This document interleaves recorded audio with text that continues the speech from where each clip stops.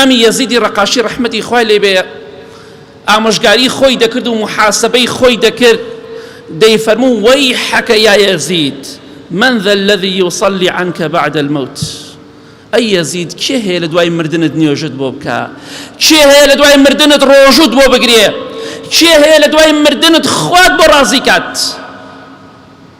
نییە. خۆت ئەمڕۆ چاکە بکە، ئەمڕۆ چاکە بڵاوکەرەوە، ئەمڕۆ کردەوەی چاک ئەنجام بدە، چونکە لە دوای مردن نوێژ نییە. چونکە تۆ نوێژ ناکەی هاوشێوەی تۆ لە ناو گۆڕەکاندا زۆر و هاوەر و شیوەن و واوەی لایەنە بگەڕێنە بۆ ژیانی دنیا بۆ نوێژ و عیبادەت، کەواتە بە خۆتا بچۆرەوە. ئەو کەسێک کە نوێژ ناکەی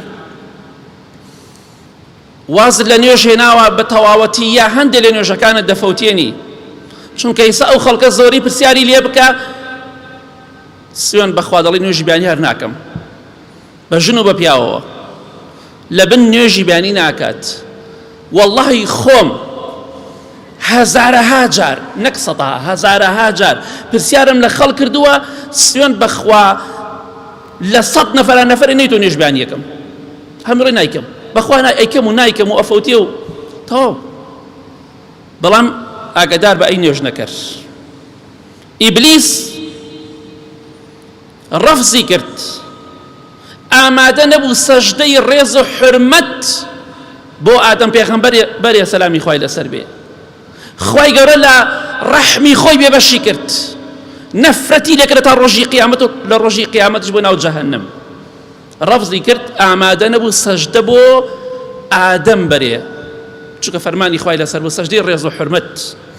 بەڵام تۆ ڕەفزی دەکەی سەجدە بۆ خوای ئادەم بەری، تۆ ڕەفزی ئەکەی سەجدە بۆ خوای ئادەمیش بەریت، سەلامی خوای لەسەر بێت. کەواتە نەفسی خۆت لە بەهشت مەحروم مەکە، هەروەکو چۆن ئیبلیس مەحرومی کرد. بزانە ئێوە کەسێک کە نوێژ ناکەی بزانە